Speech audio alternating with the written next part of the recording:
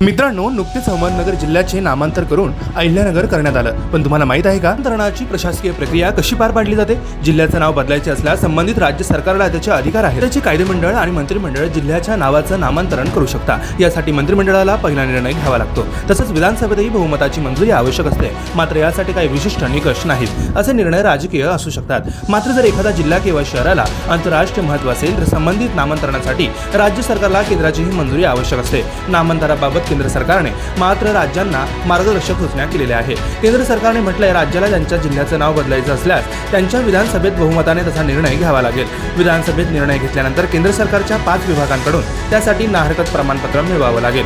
राज्याने मंजूर केलेल्या नामांतरणाच्या प्रस्तावावर मंत्रालय, IP register, general survey of India, department of post यांच्याकडून एनओसी घ्यावा लागेल आणि मग हा प्रस्ताव अंतिम मंजुरीसाठी केंद्रीय गृह मंत्रालयाकडे पाठवावा लागतो. अशा रोचक माहितीसाठी स्प्रिंग टाइम अकॅडमी या चॅनलला सबस्क्राईब करा.